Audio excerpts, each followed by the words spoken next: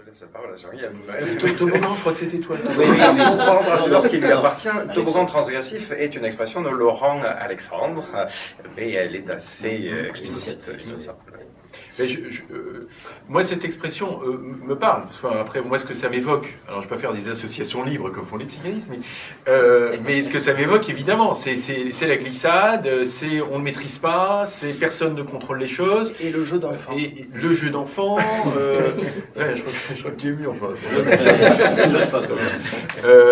Donc, oui, enfin, en tout cas, le fait qu'on va, en tout cas, vers des terres inconnues, qu'on va vers quelque chose qui donne cette impression. Enfin, voilà, plus sérieusement, c'est le jeu d'enfant. Je crois qu'il y a aussi une espèce d'illusion de toute puissance et qu'on va créer un peu un monde, ce que je disais très rapidement, un monde de oui-oui, quoi. C'est-à-dire que parfois, à entendre certains, on dit, mais finalement, voilà, pour le coup, la politique a échoué, le communisme a échoué, le libéralisme crée des inégalités, la religion, si ça marchait, ça se saurait, la psychanalyse, c'est quand même c'est long, c'est cher. Donc finalement, on a la technologie.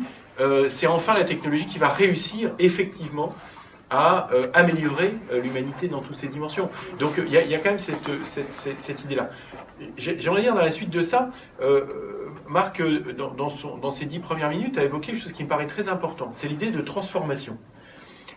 Ça, de mon point de vue, c'est tout à fait intéressant parce que le projet, justement, transhumaniste, c'est de transformer l'humanité pour enfin l'amener alors à la félicité perpétuelle, l'améliorer, etc. C'est-à-dire que dans une perspective chrétienne, cette idée de transformation, elle est, j'allais dire, profondément inscrite dans la révélation chrétienne. C'est-à-dire que toute l'histoire sainte, c'est une histoire de transformation. Alors, pas d'amélioration. Ça, c'est encore une connotation morale qui, de mon point de vue, n'est pas en résonance profonde avec le christianisme. Mais cette idée de transformation, c'est quelque chose qui est extrêmement présent. C'est-à-dire que dans la Bible, l'humanité, effectivement, n'est pas une réalité stable, n'est pas une réalité inaltérable, n'est pas une réalité immuable. Au contraire, l'humanité, elle est en devenir. Hein, elle est un avenir dans la Bible et dans toute l'histoire sainte. Et notamment tout le récit de la Genèse, avec Adam, Ève, etc. Bon, voilà, c'est un récit de la création, bon, etc. Très bien. Mais c'est surtout une promesse. C'est-à-dire, c'est effectivement la promesse de ce que sera le royaume des cieux, enfin, voilà, une fois advenu, etc. Donc, cette idée de transformation, c'est une idée qui est profondément judéo-chrétienne. Et quand on regarde des passages dans le livre de la Genèse, par exemple, faisons l'homme à notre image, ou dans le Nouveau Testament, encore plus dans le Nouveau Testament, je pense notamment à une épître de Saint Jean, où il y a un verset, alors je ne sais pas sorti de son contexte, parce que tout le chapitre dit ça, dit « Ce que nous serons n'est pas encore manifesté ».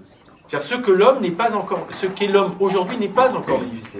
Il y a une potentialité en lui de devenir. Hein. Donc ça, je crois que c'est tout à fait important. Quand Jésus, vous savez, dans ce passage à Nicodème, je ne sais pas si ça vous dit quelque chose, Nicodème, c'est un docteur de la loi. Donc c'est quelqu'un de bien installé, probablement comme à peu près nous tous ici. Il s'adresse effectivement à Nicodème, et pour une fois, il n'engueule pas, comme il fait assez souvent avec les scribes et les pharisiens. Au contraire, il est dans l'échange.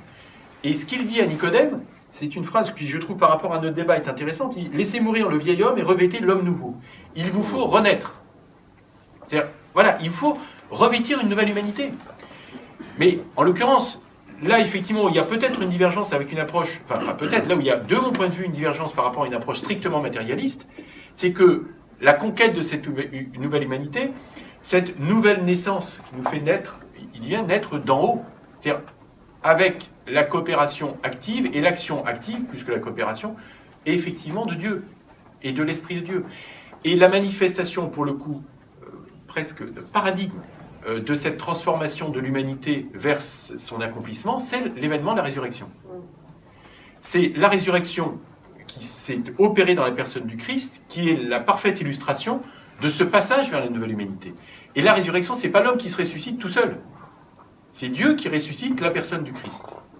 Ça veut dire qu'effectivement, dans une perspective chrétienne, il y a effectivement cet appel à la transformation, non pas à l'amélioration, à la transformation de notre nature pour changer de nature. Donc ça, il n'y a aucun souci avec ça. Ça me paraît très très important à saisir. Simplement, c'est in fine l'action de Dieu, j'allais dire, un peu au fil de l'eau dans notre vie quotidienne, c'est l'action de Dieu qui féconde nos intelligences et nos cœurs, et au moment de la résurrection, c'est l'Esprit de Dieu qui nous ressuscite. C'est pas l'homme qui se ressuscite tout seul, et c'est là où effectivement la perspective chrétienne de la vie éternelle et de l'immortalité n'a de mon point de vue pas grand rapport avec l'immortalité espérée, promue, je ne sais pas comment dire, par ceux qui se réclament du transhumanisme, dans le sens où l'immortalité telle que je la comprends transhumaniste ne passe pas par la mort. Or, dans une perspective chrétienne, on fait l'expérience du passage par la mort pour faire l'expérience d'être relevé d'entre les morts, effectivement, par Dieu. Donc, voilà, cette idée de transformation paraît importante.